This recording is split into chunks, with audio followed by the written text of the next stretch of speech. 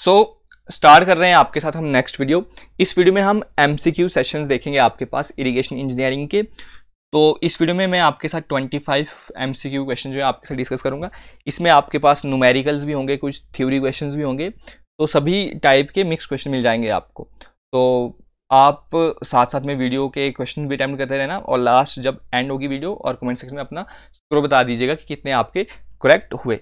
उसके अलावा मैं बोल दूं, अगर आपको इस लेक्चर की PDF चाहिए तो आप हमारा टेलीग्राम ग्रुप ज्वाइन कर सकते हो, जिसका लिंक मैं डिस्क्रिप्शन बॉक्स और कमेंट सेक्शन में कमेंट करके आपको पिन कर दूंगा। सो स्टार्ट करते हैं। आपके पास फर्स्ट क्वेश्चन बोल रहा है आपके पास पहला क्वेश्चन बोल रहा है आपके पास the following details are, colour कर लेते हैं आपके पास येलो। तो बोल रहा है the following detail are given below for canal irrigation project 66% of the culturable command area remain without water during a crop kharif season. तो देखो, सबसे पहले आपके पास यहाँ पे वर्ड आ रहा है इंटेंसिटी ऑफ इरिगेशन।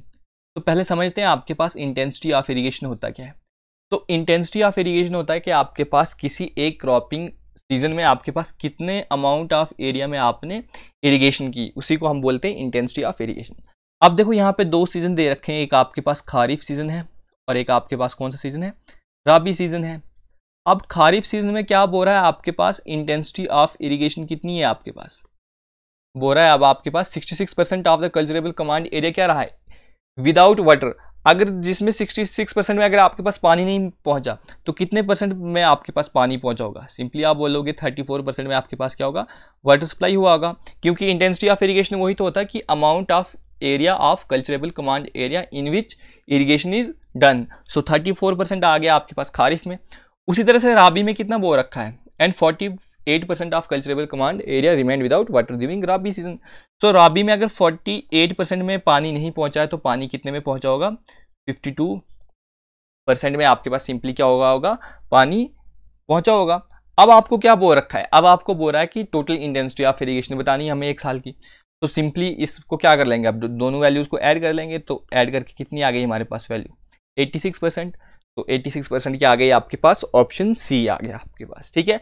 अगर देखो यहाँ पे कुछ केसेस में ऐसा आता है कि आपके पास इंटेंसिटी ऑफ इरिगेशन आपके पास 100% से अबव भी जा सकती है, तो उसका कोई इशू नहीं लेना, आपकी गलत होगा क्वेश्चन, नहीं होगा।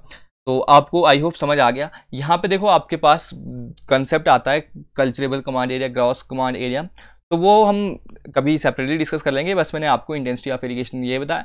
अगर कभी भी आपके पास कोई एरिया दे रखा है, ये याद रखना, और आपको इंटेंसिटी ऑफ इरिगेशन दे रखी है, तो वो इस एरिया का कितना परसेंट होगा जो आपने इरिगेट किया होगा, उसको आप क्या बोलोगे, इंटेंसिटी ऑफ इरिगेशन बोल लेंगे। सो नेक्स्ट क्वेश्चन आपका बोल रहा है for a distributary canal the culturable command area for a distributary canal is 12,000 Hector. So area कितना दे रखा है मेरे पास, 12,000 हेक्टर दे रखा है। अब बोल रहा है wheat is grown in the entire area and intensity of irrigation is 40%। और मेरे पास ये भी बोल रखा है कि इंटेंसिटी ऑफ इरिगेशन कितनी है, 40%। तो टोटल एरिया आपके पास 12,000 है। अब इसके 40% एरिया में ही सिर्फ मैं क्या कर पाया हूँ, आपके पास इरिगेशन कर पाया हूँ। तो मेरे पास जो एरिया होगा वो कितना हो जाएगा आपके पास, सिंपली आप कैलकुलेट कर लो।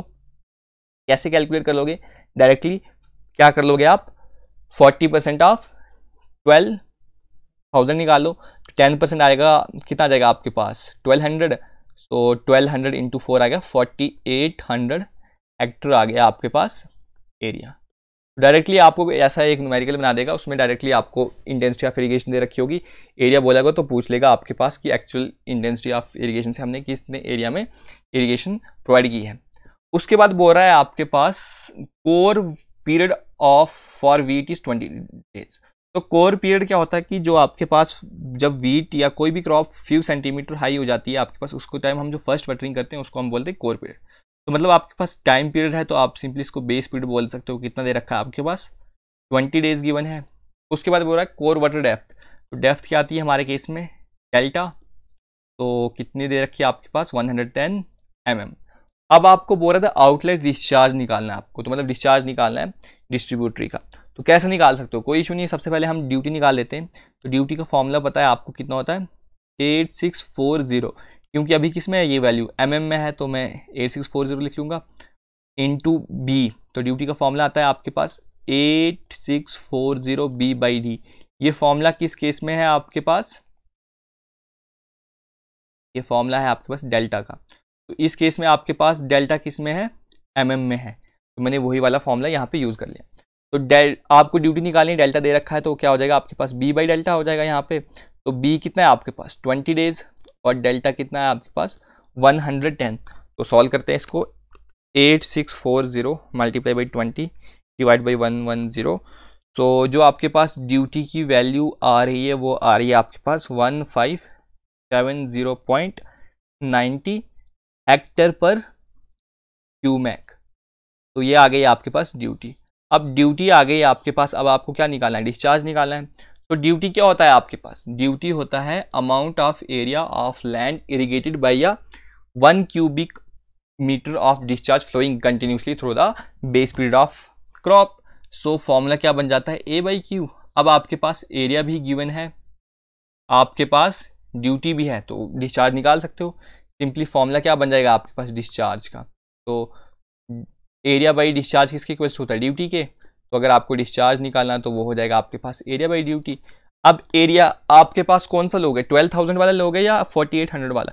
आप 4800 वाला लोगे, क्यों? क्योंकि हमारे पास इंटेंसिटी ऑफ इरिगेशन मेंशन थी ना, वरना आप यहीं पे भी चेंज कर सकते थे, बट मैंने पहले आपको बता दिया 4800 और डिवाइड में कर लोगे आप, ये वैल्यू कितनी आ रखी है 1570, तो 1570.99।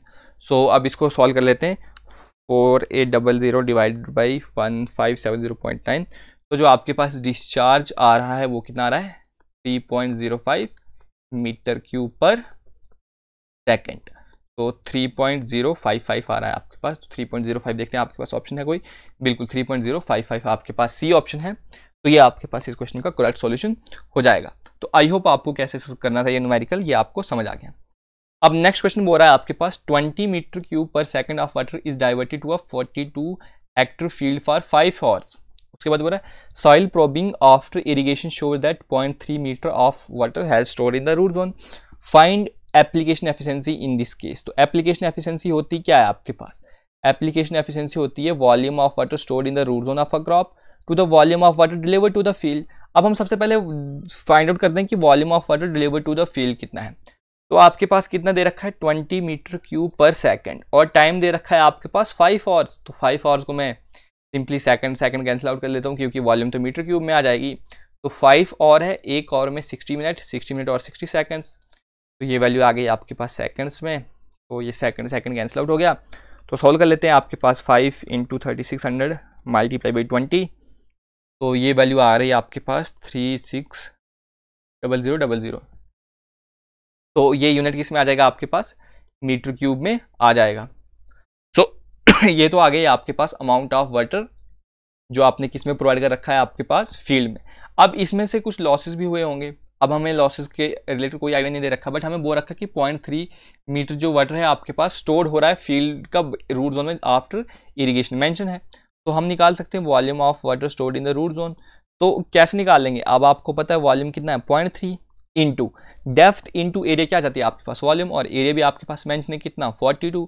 अब हेक्टर है तो 10⁴, ये भी मीटर में है, ये मीटर स्क्वायर तो कितना आ गया मीटर क्यूब। तो वैल्यू हम सिंपली सॉल्व कर लेते हैं 0.3 इंटू 42 इंटू 10⁴। सो वैल्यू आ जाती है 126,000 मीटर क्यूब। तो अब इन दोनों वैल्यूज़ को हम वैल्यूज़ पुट डाउन कर लेते हैं आपके पास सिंपली, ये पे आपके पास वैल्यूज जो है वो पुट कर लेते हैं आपके पास। तो रूट जोन में कितना स्टोर हो रखा है 126,000 डिवाइड बाई 3600 इंटू 100। तो ये 2 0 तो कैंसिल आउट हो गए, तो सिंपली डिवाइड कर लो आपके पास 3600 के साथ। तो कितना आ गया आपके पास वाटर एप्लीकेशन एफिशिएंसी 35%। सो 35% आपके पास कोई ऑप्शन है बिल्कुल, कौन सा है सी पार्ट, तो ये आपके पास करेक्ट हो जाएगा। तो देखो वाटर एप्लीकेशन एफिशिएंसी होती क्या आपके पास volume of water stored in the root zone of a crop. तो रूट जोन में हमें कितना पानी स्टोर किया था उसकी डेप्थ दे रखी थी। अब आपको पता है वॉल्यूम क्या होती है एरिया इंटू डेप्थ। तो एरिया हमारे पास फील्ड का दे रखा था, डेप्थ भी दे रखी थी, तो हमने वॉल्यूम कैलकुलेट कर दिया। इसके बाद आपके पास क्या बोल रखा था कि 20 मीटर क्यूब पर सेकंड आपके पास डिस्चार्ज दे रखा था, जो पानी आप डाइवर्ट कर रहे थे कहाँ के लिए फील्ड के लिए। बट अब आपके पास ये तो किस में था मीटर क्यूब पर सेकंड में, तो मुझे मीटर क्यूब की टर्म्स में चाहिए वॉल्यूम। सो मैंने यहाँ पे क्या कर दिया, मेरे पास टाइम पीरियड भी था तो मैंने टाइम के साथ मल्टीप्लाई करके इसको सेम यूनिट करके इसको सॉल्व आउट कर दिया। तो नेक्स्ट क्वेश्चन देखते हैं अब आपके पास क्या बोल रहा है, given that the base period is 100 days, तो मतलब बेस पीरियड कितना आया आपके पास 100 डेज, तो बी की वैल्यू लिख लो आप 100 डेज। ड्यूटी कितना बो रखा है आपके पास, कैनल की बो रखी है 1000 हेक्टर पर क्यूमैक, और बोल रहा है आपको डेप्थ बतानी है आपके पास, तो डेप्थ बतानी है और यूनिट क्या है सेंटीमीटर है, तो डेल्टा बताना है आपको इन टर्म्स ऑफ सेंटीमीटर। तो ये फॉर्मूला क्या आ जाता है आपको सिंपली 864 B/D। अब 864 बेस पीरियड कितना है आपके पास 100 और आपके पास ड्यूटी कितनी है 1000, तो 2 0 कैंसिल आउट हो गए यहाँ पे 10, सो वैल्यू आ गई 86.4 सेंटीमीटर। तो delta in centimetre equals to, delta कितना आ गया आपके पास सेंटीमीटर की टर्म्स में 86.4, so delta in centimetre equals to 86.4, जो क्या आपके पास ऑप्शन सी पार्ट है, तो ये आपके पास इसका करेक्ट सॉल्यूशन हो गया। तो इस तरह से आपके पास ये क्वेश्चन सॉल्व होना था। अब देखते हैं आपके पास नेक्स्ट क्वेश्चन। नेक्स्ट क्वेश्चन क्या बोल रहा है आपके पास, consider the following data for irrigation water, आपके पास डाटा दे रखा है। अब आपको बोल रहा है कंसंट्रेशन दे रखी है सोडियम, कैल्शियम और मैग्नीशियम की, और यूनिट दे रखा है मिली इक्विवेलेंट पर लीटर। तो आपको सोडियम एब्जॉर्प्शन रेशियो निकालना है। सो सोडियम एब्जॉर्प्शन रेशियो का आई होप आपको फॉर्मूला जो है वो पता होता है क्या है। सोडियम एब्जॉर्प्शन रेशियो का फॉर्मूला आपके पास ये आता है आपके पास सोडियम डिवाइडेड बाई मैग्नीशियम और कैल्शियम का आपके पास क्या आता है एवरेज, और फिर लेते हैं हम अंडर रूट वैल्यू, फिर क्या लेते हैं हम इसका स्क्वायर रूट बोलो या अंडर रूट वैल्यू आ जाती है। तो सोडियम की कंसंट्रेशन कितनी है आपके पास 28, एंड मैग्नीशियम आ गया आपके पास 3.1 प्लस 4.8 डिवाइडेड बाई 2, और स्क्वायर रूट भी है इसका। तो इसको सॉल्व कर लेते हैं आपके पास, देखते हैं सॉल्व करने पे क्या आ जाता है। तो आप भी सॉल्व कर लीजिएगा 3.1 प्लस 4.8 डिवाइडेड बाई 2 और स्क्वायर रूट भी ले लेना है आपके पास। तो ये वैल्यू जब पूरी सॉल्व कर ली मेरे पास आ गया 28 डिवाइडेड बाई 1.987, ठीक है। सो 28 डिवाइड बाई हम इसके साथ कर लेते हैं 1.987 के साथ, तो जो वैल्यू आ रही है वो आ रही है 14.088। तो 14.08 अप्रॉक्स किसके इक्वल्स टू है 14.1 के इक्वल्स टू है। सो 14.1 के आगे आपके पास इसका सोडियम एब्जॉर्प्शन रेशियो आ गया। अब सोडियम एब्जॉर्प्शन रेशियो की टर्म्स में हम वाटर को क्लासीफाई कर सकते हैं। अगर आपके पास SAR की वैल्यू किस में है आपके पास मिली इक्विवेलेंट पर लीटर में 0 से 10 तक है, 10 से 18 तक है, 18 से 26 तक है, और ग्रेटर देन 26, तो आप कर सकते हो इसको S1 जिसको बोलते हैं लो सोडियम वाटर। 10 से 18 तक है तो उसको बोलते हो आप मीडियम सोडियम वाटर, 18 से 26 है तो आप बोल सकते हो हाई सोडियम वाटर, और ग्रेटर देन 26 है तो वेरी हाई सोडियम वाटर आ जाता है। तो ये आ जाता है आपके पास इन टर्म्स ऑफ SAR, आप वाटर को क्लासीफाई भी कर सकते हो। सो अब नेक्स्ट क्वेश्चन बोल रहा है आपके पास which of the following statement are correct regarding check flooding. तो चेक फ्लडिंग के रिलेटेड आपके पास क्या होती है, तो चेक फ्लडिंग में के रिलेटेड क्या बोल रखा है, it is suitable for more permeable as well as less permeable soil. तो बिल्कुल ये सही स्टेटमेंट बोल रखी है आपके पास, क्योंकि हम मोर परमिएबल और लेस परमिएबल दोनों साइल के लिए यूज करते हैं। उसके बाद बोल रहा है the check area is filled with water at high rate and allowed to stand until the water infiltrate. बिल्कुल ये भी सही बात है, क्योंकि आपके पास हम उसमें क्या करते हैं, एक तो लीव्स तो बनाते ही हैं, उसके साथ साथ हम क्रॉस लीव्स भी बना देते हैं ताकि पानी इसमें रह जाए और वो हाई रेट में जितना इनफिल्ट्रेट वगैरह होना है वो हो जाए, और फिर आपके पास क्रॉप ग्रो कर देते हैं। और बोल रहे थे confined plot area varies from 0.2 to 0.8 hectare. तो बिल्कुल ये भी आपको पता है कि 0.2 से 0.8 हेक्टर तक हम इसको यूज़ कर लेते हैं आपके पास एरिया। और सिमिलर टू फरो इरिगेशन, नहीं फरो इरिगेशन के सिमिलर नहीं होती है आपके पास, ये सिमिलर होती है आपके पास ऑर्डिनरी फ्लडिंग या वाइड फ्लडिंग के रिलेटेड होती है। तो फरो इरिगेशन की सिमिलर होती नहीं है। अब ये जो आपके पास स्टेरप्स के बीच की लेंथ होती है आपके पास कितनी होती है, ये लीव्स के बीच की लेंथ होती है आपके पास 5 से 10 मीटर के बीच होती है। अगर आपको ये देखना है इन डिटेल तो आप मेरी जो इरिगेशन लेक्चर्स इंजीनियरिंग की लेक्चर सीरीज़ है आप उसको भी देख सकते हो, वहाँ पे इन डिटेल हमने ये चीज़ें देख रखी हुई हैं। सो कौन कौन सा करेक्ट हो रहा है आपके पास, फर्स्ट सेकंड और थर्ड ये तीनों क्या है आपके पास करेक्ट, और फोर्थ आपके पास इनकरेक्ट है। तो मूव ऑन करते हैं आपके पास नेक्स्ट क्वेश्चन के रिलेटेड। नेक्स्ट क्वेश्चन क्या बोल रहा है आपके पास, which of the following statement which are given below and identify which of the following statement are correct. सबसे पहले बोल रहा है irrigation helps to avoid mix cropping. बिल्कुल हमें मिक्स क्रॉपिंग को अवॉइड करता है, जिससे हमारे पास क्या आती है, हाई यील्ड आती है। Irrigation land area generate more revenue than non irrigation irrigated land. बिल्कुल, क्योंकि उससे क्या आ जाता है मैक्सिमम यील्ड आता है। यील्ड का फॉर्मूला भी मैंने आपको बता रखा था, सो नेक्स्ट आ रहा है आपके पास, over irrigation is uneconomical and cause kidney damage due to fertiliser percolation. बिल्कुल ये भी सही बात है कि उसमें आपके पास ज़्यादा इरिगेशन करोगे तो वाटर लॉगिंग हो जाएगी, फिर उसके जो रूट जोन में आपके पास वाइड्स होंगे वो क्या हो जाएंगे, चोक्ड हो जाएंगे, एरेशन की प्रॉब्लम आ जाएगी। तो बिल्कुल सही है आपके पास, क्रॉप को इंजरी आ जाएगी। फिर बोला irrigation facility provide excellent transport facility for non local people. नहीं ये सही नहीं, हम जैसे उसको एज अ नेविगेशन यूज कर सकते हैं, but transportation facility local people के लिए यूज़ नहीं होती। तो कौन कौन से आपके पास करेक्ट आ गया, ABC आपके पास इसमें करेक्ट है। नेक्स्ट बोला which are the following the method of distribution of water on the surface. तो सरफेस पे आपके पास कौन सा है आपके पास इसमें से, तो सबसे पहले आपके पास यहाँ पे दे रखा है कि सरफेस पे वाटर किससे, हम स्प्रिंकलर इरिगेशन, तो पाइप और पंप से पानी हम सरफेस पे ही प्रोवाइड करते हैं। बॉर्डर इरिगेशन, बिल्कुल बॉर्डर इरिगेशन से भी हम क्या करते हैं, पानी अपने पास सरफेस पे ही प्रोवाइड करते हैं। बेसिन इरिगेशन से, बिल्कुल हम बेसिन से भी अपने पास सरफेस में पानी प्रोवाइड करते हैं। और जो ड्रिप है इसमें हम पानी कहाँ पे प्रोवाइड करते हैं, सब सरफेस इरिगेशन में प्रोवाइड करते हैं। तो ABC भी इसका क्या आ जाएगा, करेक्ट सॉल्यूशन आ जाएगा। सो अब देखते हैं आपके पास next question. Sorry, next question बोल रहा है which are the following statement are correct regarding types of irrigation. तो टाइप्स ऑफ इरिगेशन के रिलेटेड इनमें से कौन सी स्टेटमेंट्स करेक्ट हैं। पहले बोल रहा है in flow irrigation water is available at lower level. तो वाटर आपके पास फ्लो इरिगेशन में कहाँ होती है, हायर लेवल पे, आगे पढ़ने की जरूरत नहीं, आपके पास पहली स्टेटमेंट गलत होगी। अब क्या बोल रहा है in sub surface irrigation the water does not wet the soil surface and underground water nutrate the plant roots by capillarity action. बिल्कुल सही है, क्योंकि आपके पास वो क्या करता है, डायरेक्टली रूट जोन में प्रोवाइड करते हैं और under the action of capillarity वो फिर रूट जोन में पानी प्रोवाइड करते हैं। नेक्स्ट बोल रहा है आपके पास in direct irrigation, irrigation is done by diverting the river run off into the main canal by constructing barrage across the river. बिल्कुल ये भी सही है आपके पास, मैंने आपको दो टाइप की बता रखी थी, क्या बताया था आपके पास, जब आपके पास देखो टाइप्स ऑफ इरिगेशन होता है, सबसे पहले आपके पास आता है टाइप्स ऑफ इरिगेशन में सरफेस और आ जाता है सब सरफेस।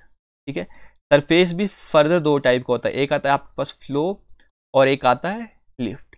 अब फ्लो में एक तो आता है आपके पास डायरेक्ट फ्लो भी बोल सकते हो इसको आप, या स्टोरेज की तरह से भी बोल सकते हो, कंटिन्यूस फ्लो भी आ जाता है आपके पास। तो डायरेक्ट इरिगेशन में हम क्या करते हैं, डायरेक्ट इरिगेशन में हम डायरेक्टली पानी को क्या करते हैं, वेयर और बैराज से कन्वर्ट करके आपके पास फील्ड में प्रोवाइड कर देते हैं। और जब आपके पास फ्लड इरिगेशन होती है तो क्या बोल रहा है next question, in flood irrigation soil is submerged and flooded with water so as to cause saturation of the land. बिल्कुल ये भी सही बात है आपके पास, क्योंकि हम उसमें क्या कर लेते हैं, आपके पास सॉइल को कंटिन्यू पानी तो आपने एक भी बार प्रोवाइड कर लेना है वहाँ पे, तो ताकि सॉइल क्या हो जाए सबमर्ज और जो भी लॉसेस होंगे उसको पूरी तरह फिल कर दे। तो आपके पास ये भी करेक्ट सॉल्यूशन आ गया। तो फ्लड इरिगेशन को हम इनंडेशन इरिगेशन भी बोल देते हैं आपके पास। ठीक है, सो फ्लो लिफ्ट आ गया, सब सरफेस की टाइप्स आती है आपके पास, नेचुरल आर्टिफिशियल फ्लो आ गया आपके पास, फर्दर आता है फ्लड आता है, या आप इसको बोल सकते हो पेरिनील आता है, पेरिनील आ जाता है आपके पास डायरेक्ट और स्टोरेज का। तो स्टोरेज अगर आपके पास मान लीजिए यहाँ पे स्टोरेज इरिगेशन में होता है, तो स्टोरेज इरिगेशन में क्या होता है कि जैसे आपके पास मानसून सीजन में आपके पास कुछ ऐसे रिवर्स देखे होंगे आपके पास जो मानसून रीजन आपके पास सीजन में आपके पास चलते हैं, मतलब उनमें पानी होता है, बाद में नहीं होता। तो उन पानी को हम स्टोर करने के लिए रिजर्वायर बनाते हैं, डैम्स बना दिया हमने, तो उनमें हम जब स्टोर कर लेंगे, अब पानी हमने स्टोर कर रखा, उसके बाद हम इरिगेशन प्रोवाइड कर रहे हैं, उसको हम क्या बोलते हैं, स्टोरेज इरिगेशन बोल रहे हैं। बट इस केस में ऐसा था नहीं, तो BCD इसका करेक्ट सॉल्यूशन आ गया। अब हो रहा आपके पास sprinkler irrigation suitable when land graded is steep and soil is easily erodible. तो बिल्कुल सही बात है आपके पास। तो the soil is having low permeability, नहीं लो परमेबिलिटी का इसके साथ कोई लेना देना ही नहीं होता। फिर बोल रहा था आपके पास the water table is low, नहीं वाटर टेबल हाई होता है, उस टाइम हम आपके पास स्प्रिंकलर इरिगेशन करते हैं ताकि आपके पास वाटर लॉगिंग के चांसेस ना हो। The crops to be have grown have deep roots, नहीं अगर ज़्यादा रूट्स होंगे तो हम उतना पानी तो हम प्रोवाइड कर नहीं पाएंगे, इसलिए आपके पास क्या होती है, शॉर्ट आती है आपके पास रूट्स। तो ये आ जाता है आपके पास, इसका क्या आ गया, यही इसका करेक्ट सॉल्यूशन आ गया। अब नेक्स्ट क्वेश्चन बोल रहा है आपके पास if electrical conductivity of water is between 250 to 750 micromho per centimetre at 25 degree Celsius then it is classified as. अब इलेक्ट्रिकल कंडक्टिविटी आपके पास वाटर की कितनी दे रखी है आपके पास, 250 से 750 तक। तो यहाँ पे भी आपके पास क्लासिफिकेशन होती है, मैं आपको बता देता हूँ। एक आती है आपके पास 100 से 250 तक, यूनिट आपके पास यही रहेगा माइक्रोमोह per centimetre at 25 degree Celsius. फिर आता है आपके पास 250 से 750 के बीच, देन 750 से 2250 तक, फिर ग्रेटर देन 2250। जो 100 से 250 तक होता है इसको हम बोलते हैं C1, मतलब लो सैलिनिटी वाटर। अब 250 से 750 के बीच C2 मीडियम सैलिनिटी वाटर, 750 से 2250 C3 हाई सैलिनिटी वाटर, और फिर बोलते हैं हम C4 ग्रेटर देन 2250 से, जिसको हम बोलते हैं वेरी हाई सैलिनिटी वाटर। तो आपके पास 250 से 750 के बीच वो रखा है, तो आपके पास कौन सा आएगा, मीडियम सैलिनिटी वाटर, या जिसको हम C2 भी बोलते हैं। अब नेक्स्ट क्वेश्चन देखो आपके पास क्या बोल रहा है, match the statement of the column A to the column B. तो हमें स्टेटमेंट मैच करनी है, तो हम सिंपल जैसे बच्चे में मैच करते थे वैसे कर लेते हैं। अब क्या बोल रहा है, स्टोरेज इरिगेशन। तो मैंने आपको क्या कहा कि स्टोरेज इरिगेशन में क्या करते हैं, हम पहले डैम कंस्ट्रक्ट कर लेंगे। क्यों? क्योंकि आपके पास जो ऐसे नॉन मानसून सीजन में हम क्या करना पड़ता है, कुछ रिवर जो होता है आपके पास वो चलते नहीं है, बहते नहीं है आपके पास, सिर्फ वो मानसून सीजन में ही आपके पास पानी प्रोवाइड कर सकते हैं, तो उन पानी को स्टोर करने के लिए। तो देखो आपके पास फिर डायरेक्ट इरिगेशन वो रखा है, तो डायरेक्ट इरिगेशन में क्या करते हैं, वेयर और बैराज को कंस्ट्रक्ट करते हैं। तो आप बोल सकते हो वेयर और बैराज को कंस्ट्रक्ट कर दिया, स्टोरेज का क्या आ गया आपके पास, डैम बना दिया आपने। स्प्रिंकलर इरिगेशन में आप क्या करते हो, water is applied to the surface of the soil in the form of sprays, तो स्प्रेज की फॉर्म में हम इसमें प्रोवाइड कर लेते हैं। उसके बाद बेसिन में क्या होता है कि बेसिन में हम इंडिविजुअली ऑर्चर्ड वगैरह को जो है वो उनकी क्रॉपिंग करने के लिए हम किसका यूज़ करते हैं, बेसिन का यूज़ करते हैं। तो आप बोल सकते हो ए का क्या ऑप्शन आ रहा है आपके पास, ए का आ रहा है थर्ड, तो बी का आ रहा है आपके पास फर्स्ट, देन सी का क्या आ रहा है आपके पास, सी का आ रहा है आपके पास फोर्थ, और डी का क्या आ रहा है आपके पास सेकंड। सो ये आ जाता है आपके पास इस क्वेश्चन का सॉल्यूशन। सो स्टोरेज इरिगेशन, डायरेक्ट इरिगेशन मैंने जस्ट आपके साथ एक दो क्वेश्चन पहले ही डिस्कस किया। स्प्रिंकलर इरिगेशन आपको पता है, form in the form of sprays आपके पास वाटर अवेलेबल होता है। बेसिन में क्या होता है आपके पास, आप स्मॉल ऑर्चर्ड जो है वो कंस्ट्रक्ट करते हो, बेसिन एरिया जिसमें आप ऑर्चर्ड खेती बाड़ी करती हो ट्रीज वगैरह की, तो ये आ जाता है आपके पास इस क्वेश्चन का करेक्ट सॉल्यूशन। अब नेक्स्ट क्वेश्चन बोल रहा है आपके पास an irrigation water has the following characteristics. तो कुछ कैरेक्टरिस्टिक्स वो रखी है, सोडियम की कंसंट्रेशन दे रखी है आपके पास, कैल्शियम की, मैग्नीशियम की, और आपके पास इसकी दे रखी है आपके पास इलेक्ट्रिकल कंडक्टिविटी 25 डिग्री सेल्सियस। सो अब आपको बताना कि कौन सा इरिगेशन वाटर है आपके पास। सबसे पहले हम सोडियम एब्जॉर्प्शन रेशियो निकाल लेते हैं। क्या होता है आपके पास, Na पॉजिटिव डिवाइड में कैल्शियम और मैग्नीशियम का एवरेज, देन उसका स्क्वायर रूट। तो सोडियम की कंसंट्रेशन है 26 डिवाइड बाई कैल्शियम की है 4.4 प्लस 3, इन दोनों का एवरेज, और फिर हम इनका ले लेते हैं स्क्वायर रूट। तो सॉल्व करते हैं 4.4 plus 3 divide by 2, then square root ले लीजिए, तो ये वैल्यू आ जाएगी आपके पास 1.92। आप भी साथ में सॉल्व करते जाइएगा, तो ये वैल्यू आ जाएगी 1.923। सो 26 को अब हम इसके साथ डिवाइड कर लेंगे, तो आपके पास सोडियम एब्जॉर्प्शन रेशियो की वैल्यू कितनी आ गई, 13.516 आ गया। तो 10 से अबो 18 के बीच में रह जाती है, तो आपके पास कौन सी टाइप का वाटर आ जाता है आपके पास, S2 मतलब medium sodium water.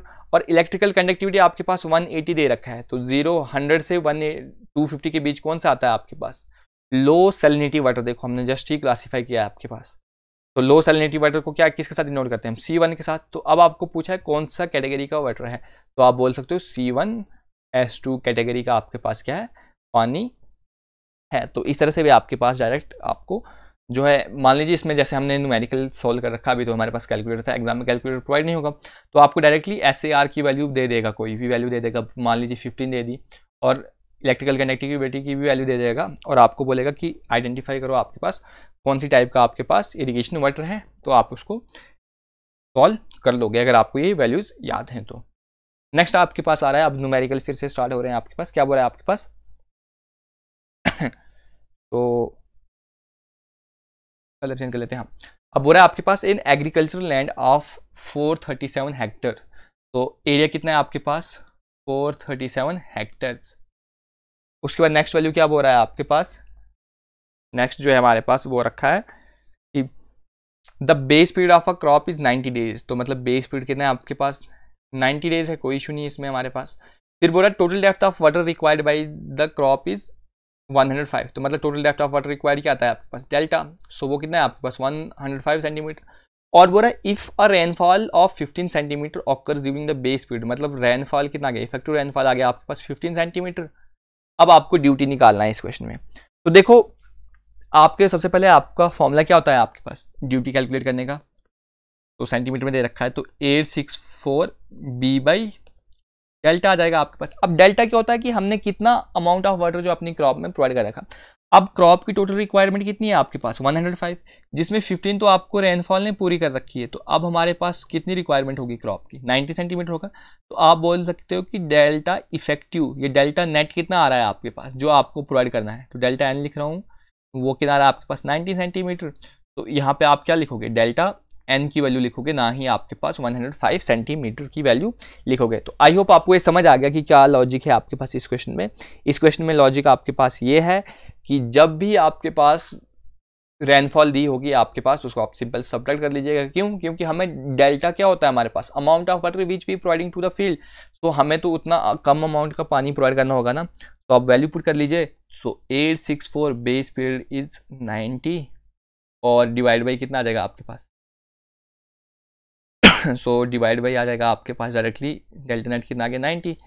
So 864 into 90 divide by 90 क्या आ जाएगा आपके पास, डायरेक्टली 90 आ गया। सो मतलब 864 आ गया। तो आपको ड्यूटी निकालनी है, तो ड्यूटी कितने आ गया आपके पास 864। तो 864 आ गया आपके पास इस क्वेश्चन की ड्यूटी। तो नेक्स्ट क्वेश्चन पे मूव ऑन करते हैं। आपके पास क्या बोल रहा है, a border flooding method is suitable one. कब होता है आपके पास border flooding method suitable? So first बोला आपके पास a land is divided into number of strip separated by low levees termed as border. तो बिल्कुल सही टर्म वो रखी है आपके पास। फिर क्या बोल रहा है आपके पास, the form is divided into a series of strips of 10 to 20 metre wide and 100 to 400 metre long. ये भी बिल्कुल सही बात वो रखी है आपके पास। अब बोल रहा था length wise slope varies from 1 to 3%। नहीं, ये गलत है आपके पास। तो ये स्लोप वेरीज करती है 0.2 से 0.8% के बीच वेरीज करती है। तो border flooding also termed as ordinary flooding. नहीं, इसको हम बॉर्डर स्ट्रिप मेथड बोल देते हैं। तो आपके पास ए और बी करेक्ट हो गया। और इसमें आपके पास आता है ये स्ट्रिप, देखो स्लोपी लैंड होगी तो कितना अमाउंट ऑफ जो है इसको हम वाटर रिक्वायर्ड जो प्रोवाइड करेंगे और कितने टाइम में आपके पास वो एरिया इरिगेट होगी, उसका फॉर्मूला आता है आपके पास 2.303 y by F log base 10 q divide by q minus F A आ जाता है आपके पास। अगर नेचुरल लॉग ले लोगे फिर तो 2.303 हट जाएगा। और इसमें आपके पास ए मैक्स भी कैलकुलेट कर सकते हो। किससे कर सकते हो आप, q बाई एफ के साथ आप इसको सिंपली कैलकुलेट कर सकते हो। Maximum area of land which can be irrigated using border flooding method. तो ये आपके पास आता है। इसका आपके पास सिंपली प्रूफ भी होता है और इसके रिलेटेड भी आपको न्यूमेरिकल जो है वो पूछे जा सकते हैं। तो आप मेरी वीडियोस देख लीजिएगा, उसमें मैंने इसके रिलेटेड जो है आपके पास न्यूमेरिकल डिस्कस कर रखे हुए हैं। अब नेक्स्ट आ रहा है आपके पास क्या बोल रहा है, in an irrigation system water was delivered to the field in ditches and was allowed to seep into the ground to maintain the water table at such a height that water is available to the crop through capillary fringe. This method is termed as. तो ये question में आपको comment section में comment करने के लिए आपको बोल देता हूँ कि इसका आंसर आप कमेंट सेक्शन में कमेंट करके बता दीजिएगा, ठीक है। अगर आपको सॉल्व नहीं होगा तो आप बता दीजिएगा कमेंट सेक्शन में, मैं इसको फिर नेक्स्ट वीडियो में एक्सप्लेन कर दूंगा। देखते हैं आपका इस क्वेश्चन, ये आपके पास अच्छा क्वेश्चन है, देखते हैं क्या आप इसका सोल्यूशन देते हो। तो नेक्स्ट क्वेश्चन बोल रहा है आपके पास a canal was design to supply the irrigation need of 1200 hectares of land growing rice. So देखो आपके पास एरिया ऑफ लैंड कितना दे रखा है जो राइस ग्रो कर रहा है, आपके पास वो रखा है 1200 हेक्टेयर्स, बिल्कुल। नेक्स्ट बोल रहा है ऑफ 140 डेज बेस पीरियड। तो बेस पीरियड ऑफ राइस कितना है आपके पास 140 डेज है। देन बोल रहा है डेल्टा कितना है राइस का 134। तो delta of rice is 134 centimetres. अब बोल रहा है if this canal water is use to irrigate wheat of base period. अब इसी सेम इरिगेशन वाटर आप यूज करोगे तो मतलब डिस्चार्ज क्या होगा आपके पास, सिंपली डिस्चार्ज जो राइस का होगा वही आपके पास वीट होगा, क्योंकि सेम इरिगेशन वाटर यूज कर रहे हुए। तो आपको क्या बोल रहा है उसमें बेस पीरियड वो रखा है आपके पास वीट का 120 डेज है। नेक्स्ट आपको बोल रखा है डेल्टा कितना है आपके पास वीट का 52 सेंटीमीटर है। अब आपको बताना है कि कितना एरिया ऑफ लैंड जो आपने इरिगेट किया वीट की क्रॉपिंग में। तो देखो इस क्वेश्चन को सॉल्व कैसे कर सकते हैं। इस क्वेश्चन को पहले मैं आपको बेसिक मेथड बता देता हूँ आप कैसे सॉल्व कीजिएगा, फिर आपको मैं शॉर्ट मेथड बता दूंगा इसका कैसे करेंगे। सबसे पहले हम राइस के रिलेटेड टर्म्स जो हमारे पास गिवन है इससे हम क्या निकाल लेते हैं, आपके पास ड्यूटी निकाल लेते हैं राइस से, फिर वहाँ से डिस्चार्ज निकाल लेंगे। तो ड्यूटी ऑफ राइस कितना आ जाएगा आपके पास 864 B by B of rice और डेल्टा ऑफ राइस। ये जरूरी मेंशन कर दीजिएगा अगर आप कहीं जो जैसे किसी ESC मेंस का पेपर लिख रहे हो या UPSC मेंस या कोई भी स्टेट PSCs का आप मेंस अगर आपको ऑप्शन क्या है, सिविल इंजीनियरिंग या एसएससी जेई मेंस का आप पेपर लिख रहे हो, उसमें आपको ये आर मतलब मेंशन करना होता है ज़रूरी से, क्योंकि अगर ऐसे तो जो पेपर चेक करेगा उसको पता नहीं आएगा आपके पास कि आपने कौन सा वाला यूज़ कर रखा है। तो बेस पीरियड ऑफ राइस कितना है 140, तो डेल्टा ऑफ राइस है 134। सो इसको मैं सॉल्व कर लेता हूँ आपके पास, मल्टीप्लाई बाई 140 डिवाइडेड बाई 134। तो ड्यूटी ऑफ राइस निकल गया आपके पास 902.68 हेक्टर पर क्यू मैक आ गया आपके पास, बिल्कुल इतना आ गया आपके पास। तो अब नेक्स्ट पेज पे ले लेते हैं। अब अगर आपके पास ड्यूटी ऑफ राइस पता चल गया तो क्या आ जाएगा इसके बाद आपके पास, तो ड्यूटी किसकी इक्वल होता है, एरिया बाई डिस्चार्ज, तो डिस्चार्ज ऑफ राइस। अब आपको डिस्चार्ज ही तो कैलकुलेट करना है, एरिया आपके पास गिवन है और ड्यूटी भी आपके पास गिवन है। एरिया कितना है आपके पास, एरिया जो है वो है आपके पास आई थिंक 1200 हेक्टर्स है, तो 1200 हेक्टर्स डिवाइड बाई 902.68। तो सॉल्व कर लेते हैं, 1200 डिवाइडेड बाई 902.68। सो जो डिस्चार्ज आ जाएगा आपके पास राइस का वो कितना आ गया 1.329 क्यू मैक आपके पास डिस्चार्ज आ गया। फिलहाल तो अभी ये आपको मैं लॉन्ग प्रोसेस से इसको सॉल्व करके बता रहा हूँ, बट मैं आपको इसको शॉर्ट मेथड भी बता दूंगा कैसे सॉल्व करना। तो हमने पहले आपके पास डिस्चार्ज निकाल लिया, अब क्या है डिस्चार्ज जितना राइस का है उतना ही वीट का है, तो सिंपली सबसे पहले यहाँ पे हम ड्यूटी निकाल लेते हैं वीट की। तो कैसे आ जाएगी आपके पास 864 base period of wheat divide by delta of wheat. तो ये आ जाएगा आपके पास 864 बेस पीरियड है आपके पास 120, डेल्टा वीट कितना आ गया आपके पास 52। तो सॉल्व कर दीजिए आप भी साथ में, 864 इंटू 120 डिवाइड बाई 52। तो आपके पास जो ड्यूटी आ रही है वीट की वो कितनी आ रही है आपके पास 1193.84 हेक्टर पर क्यू मैक आ रही है। अब आपको क्या निकालना है, अब आपको पता होता है कि duty of wheat equals to area of wheat और डिस्चार्ज ऑफ वीट या राइस लिख लो तो एक ही बात है, कोई इशू नहीं है। तो अब आपको एरिया ऑफ वीट निकालनी है, तो आप सिंपल लिख सकते हो उसको इक्वल्स टू, क्या लिख सकते हो आप, एरिया निकालना है तो आप बोल सकते हो duty of wheat into discharge of rice, क्योंकि सेम वैल्यू लिख रखी है। तो ड्यूटी की वैल्यू आपके पास गिवन है, डिस्चार्ज की भी वैल्यू आपको पता है कितनी है 1.329, तो दोनों को मल्टीप्लाई कर दीजिए। तो आपके पास जो एरिया ऑफ वीट आ जाएगा वो आ जाएगा आपके पास 2649.82 हेक्टर्स। तो इसको हम राउंड ऑफ करके कितने ले लेते हैं 2650 हेक्टर्स ले लेते हैं आपके पास। तो ये तो था आपके पास लॉन्ग प्रोसेस जिसको आप बेसिक, पहले आप राइस का ड्यूटी निकालोगे, फिर उससे आप डिस्चार्ज निकालोगे राइस का, फिर उसी वैल्यूज़ का यूज़ करके आप एरिया ऑफ वीट निकालोगे। बट यहाँ पे आपके पास देखो क्या बताया मैंने आपको, इस क्वेश्चन में मैंने आपको बताया कि जो डिस्चार्ज है आपके पास राइस का वो किसके इक्वल्स टू है, आपके पास डिस्चार्ज है वीट का। अब आपको पता है ड्यूटी का फॉर्मूला क्या आता है, एरिया बाई डिस्चार्ज, और अगर मैं डिस्चार्ज लिखूँ तो डिस्चार्ज आता है आपके पास एरिया बाई ड्यूटी। तो डिस्चार्ज ऑफ राइस, तो डिस्चार्ज ऑफ राइस का फॉर्मूला क्या बन जाएगा आपके पास, एरिया ऑफ राइस और duty of rice equals to, wheat का भी सेम आ जाएगा area of wheat divide by duty of wheat. अब एरिया तो आपके पास सेम ही रहेगा, अब ड्यूटी का क्या फॉर्मूला आता है आपके पास 864 राइस के केस में बेस पीरियड ऑफ राइस और delta of rice equals to area of wheat divided by duty क्या आता है आपके पास 864 बेस पीरियड किसका आ जाएगा अब आपके पास वीट का और डेल्टा ऑफ वीट।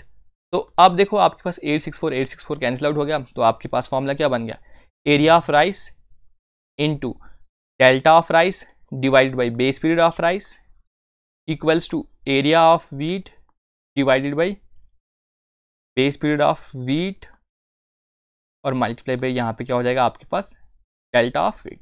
तो ये फॉर्मूला आपके पास डायरेक्ट बन गया। अब आप इसमें डायरेक्ट फॉर्मूले में जो है वैल्यू पुट कर दीजिए तो आपके पास सॉल्यूशन आएगा। अब देखो हम जैसे यहीं पे सॉल्व कर लेते हैं, आपको क्या निकालना है एरिया ऑफ वीट, तो एरिया ऑफ वीट क्या आ जाएगा area of rice into delta of rice into base period of wheat divide कर लेंगे आपके पास बेस पीरियड ऑफ राइस और डेल्टा ऑफ वीट के साथ।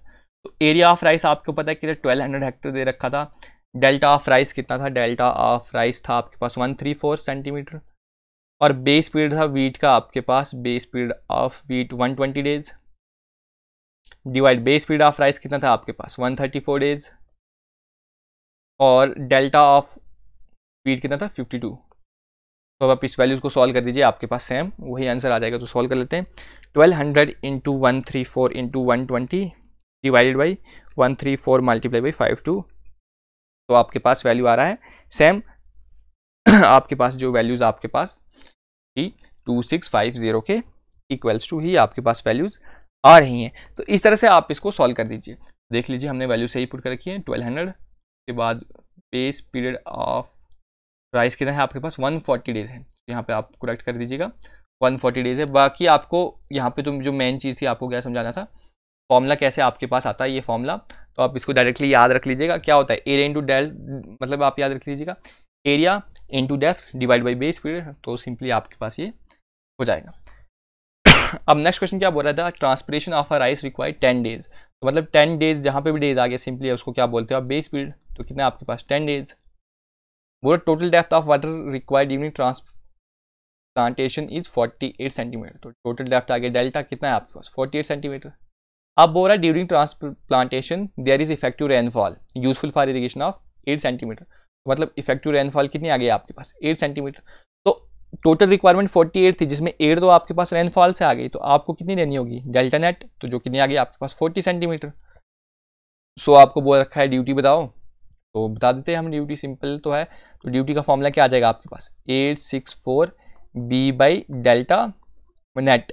सो 864 बेस पीरियड कितना है आपके पास 10 डेज, तो इंटू 10 और डेल्टा नेट है 40, तो 04, तो 264 आ गया 16, तो कितना आ गया आपके पास 216 हेक्टर पर क्यूमैक, तो 216 हेक्टर पर क्यूमैक ऑप्शन है, बिल्कुल बी पार्ट है, तो ये आपका करेक्ट सोल्यूशन आ गया।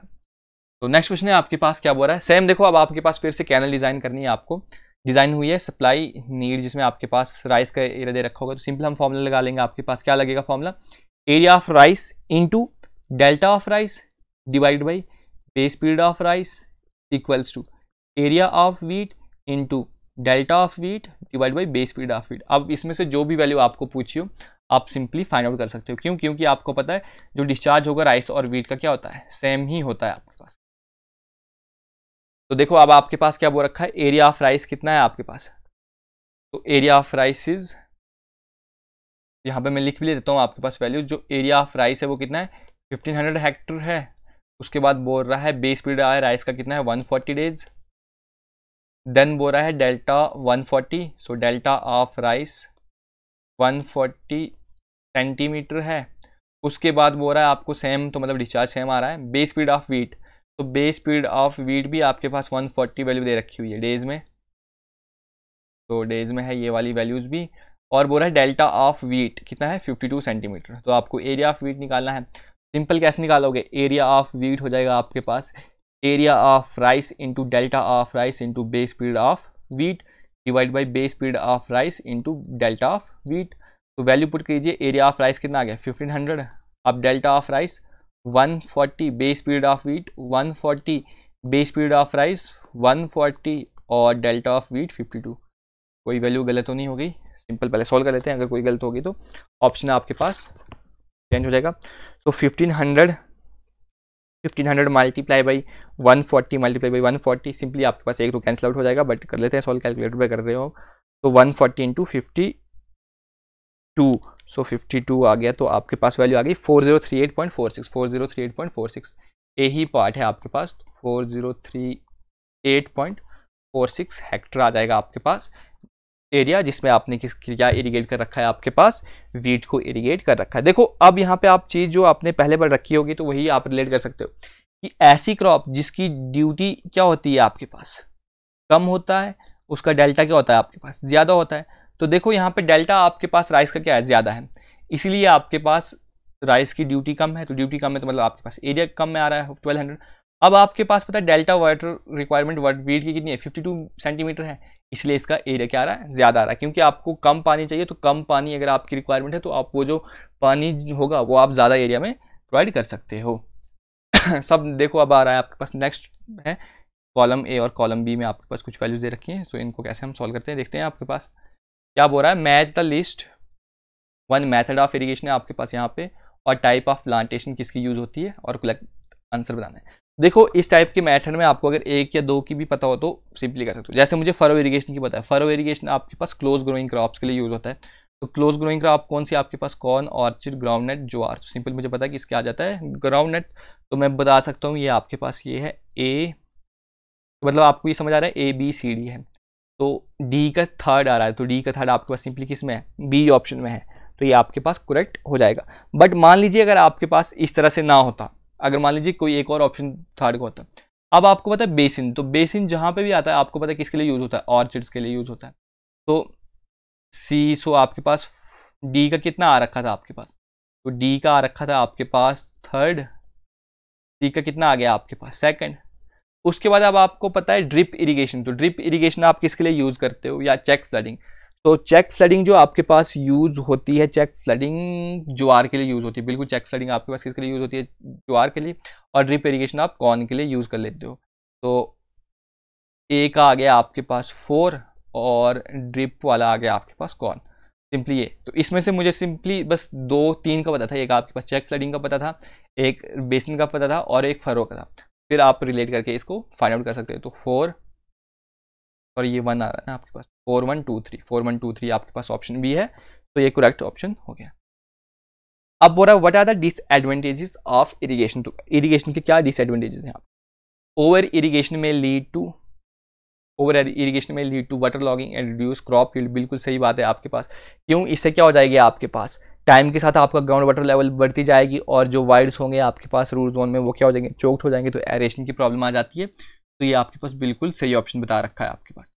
ब्रीडिंग प्लेसेस फॉर मॉस्किटो, तो पानी आ रहा है आपके पास, तो वहाँ से वाटरबॉर्न डिजीज और मॉस्किटो ब्रीड हो सकते हैं। इनलैंड नेविगेशन, ये तो इनलैंड नेविगेशन एज ए इसका एडवांटेज वो रखा है, तो ये तो गलत हो जाएगा। उसके बाद बोल रहा है it may contribute in various ways to the problem of water pollution. बिल्कुल सही है, क्योंकि हम क्या करते हैं, जैसे इरिगेशन करेंगे उससे आपके पास वाटर पोल्यूशन की, ग्राउंड वाटर पोल्यूशन की आपके पास क्या हो सकती है, प्रॉब्लम क्रिएट हो सकती है। तो ABD इसका करेक्ट सॉल्यूशन आ गया। बोला विच of the method is generally use in inundation irrigation. तो इनंडेशन इरिगेशन को क्या बोलते हैं, इनंडेशन इरिगेशन को हम फ्लड इरिगेशन मेथड भी बोलते हैं। तो फ्लड इरिगेशन में क्या करते हैं हम, कंट्रोल वे में पानी प्रोवाइड करते हैं या अनकंट्रोल्ड में। तो अनकंट्रोल्ड वे में प्रोवाइड करते हैं, तो सिंपली आपके पास आ जाता है अनकंट्रोल्ड इरिगेशन, इसको हम सिंपली बोल देते हैं। तो नेक्स्ट क्वेश्चन देखते हैं आपके पास। नेक्स्ट क्वेश्चन वो रखा है आपके पास, इस duty is 1428 Hector. So base period भी दे रखा है, तो ड्यूटी कितना है 1428 हेक्टर पर क्यूमैक। बेस पीरियड बी वो रखा है आपके पास 120 डेज। तो डेल्टा आपको कैलकुलेट करना है और मीटर में कैलकुलेट करना है, ये भी ध्यान दीजिएगा। डेल्टा किस में हमें कैलकुलेट करना है, इन टर्म्स ऑफ मीटर्स। तो डेल्टा मीटर में फॉर्मूला क्या आ जाता है आपके पास, 8.64 B/D। तो 8.64 B कितना जाएगा आपके पास 1428 divided by 120। So simply solve कर लेते हैं, आपके पास क्या आ जाएगा वैल्यू, 8.64 इंटू 1428 डिवाइडेड बाई 120, तो वैल्यू आ रही है 102.816। तो delta in metre equals to 102.8 metre. So option कौन सा है आपके पास, ए पार्ट है। तो ए पार्ट इसका करेक्ट सोल्यूशन आ गया। तो इस लेक्चर में मैंने आपके पास उतने हाई लेवल न्यूमेरिकल जो थे वो इंक्लूड नहीं किए थे, बट जैसे जैसे आगे हम प्रैक्टिस सेशन और लाते जाएंगे उसमें हम थोड़ा लेवल जो है MCQs में न्यूमेरिकल्स का हाई करते रहेंगे।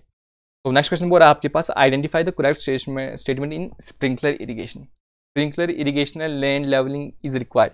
क्या आपके पास स्प्रिंकलर इरिगेशन में लैंड लेवलिंग करनी होती है? नहीं, हमें तो कोई ज़रूरत ही नहीं है, हमें बस स्प्रिंकलर की जगह फिट कर लेना है, वो पानी ऑटोमेटिकली प्रोवाइड कर लेगा, तो इसका कोई इशू नहीं है। फिर बोला can be efficiently use for wide land of topographical soil and crop. बिल्कुल सही बात है कि जितनी वाइड टोपोग्राफी होगी उसमें हम इसको यूज़ कर सकते हैं। लेबर कॉस्ट इंक्रीज, तो क्या लेबर कॉस्ट यूज़ होगी? नहीं, हमें लैंड तो प्रिपेयर करनी नहीं है।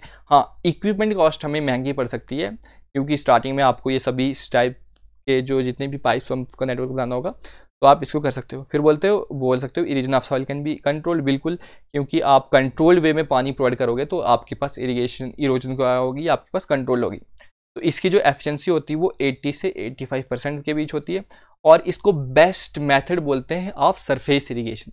फिर से याद रखना कि अगर सरफेस इरिगेशन में आपको बेस्ट मेथड पूछा होगा तो आपके पास स्प्रिंकलर होगा, और इन टर्म्स ऑफ इरिगेशन पूछा होगा तो आपके पास ड्रिप होगा। तो सेकंड एंड फोर्थ ऑप्शन है, तो सी पार्ट है आपके पास सेकंड एंड फोर्थ ऑप्शन। फिर बोल रहा है which are the following statement are correct. कौन सी करेक्ट है आपके पास, sprinkler irrigation is the most efficient method of irrigation. क्या ये सही है? गलत है आपके पास। ये आपके पास सरफेस इरिगेशन का एफिशिएंट मेथड है, ना ही आपके पास इरिगेशन का। फिर बोल रहा है pH of saline water is less than 8.5, बिल्कुल। और जो एल्कलाइन वाटर होता है आपके पास का पीएच 8.5 से 10 के बीच रहता है। फिर बोल रहा है evaporation losses is highest in free flooding, बिल्कुल ये भी गलत बात है। फ्री फ्लडिंग में हम पानी क्या करते हैं, अनकंट्रोल वे में प्रोवाइड करते हैं, तो उसमें ना ही एवोपरेशन लॉसेज नहीं होंगे ज़्यादा, क्या होंगे आपके पास, रन ऑफ लॉसेज ज़्यादा होगा उसमें आपके पास, ठीक है। देन नेक्स्ट मैथड बोल रहा है आपके पास, क्या बोल रहा है नेक्स्ट आपके पास 25th। सो बोल रहा है आपके पास चेक बेसिन फ्लडिंग में be use for fine soil to obtain desired penetration, बिल्कुल इसको हम फाइन सॉइल में यूज़ कर सकते हैं। क्यों, क्योंकि आपको पता है फाइन सॉइल की क्या होती है, लो परमेबिलिटी होती है, तो पानी जल्दी से सीप हो नहीं पाएगा, तो प्लांट क्या करेगा, अपने अच्छे तरीके से इसको यूज़ कर लेगा। तो ऑप्शन आ गया इसका बी और डी। तो ये थे आपके पास 25 MCQ जो आपके पास, जिसमें कुछ डायरेक्ट ऑब्जेक्टिव टाइप्स MCQ थे और कुछ न्यूमेरिकल इसमें इंक्लूड कर रखे थे। तो आई होप आपको ये MCQ सीरीज़ अच्छी लगी और आपको कुछ इसमें न्यू सीखने को मिला, ठीक है। वीडियो एंड तक देखने के लिए थैंक्स। तो इस वीडियो में नहीं रखते हैं, नेक्स्ट वीडियो में कोई और टॉपिक, इसी टॉपिक के हम थोड़े हाई लेवल MCQs डिस्कस करेंगे। और अगर आपको इनकी PDF चाहिए तो हमारे टेलीग्राम चैनल को आप ज्वाइन कर सकते हो, उसका लिंक मैं आपको डिस्क्रिप्शन बॉक्स में प्रोवाइड कर दूँगा, ठीक है। Thank you, thanks for watching, keep learning, bye.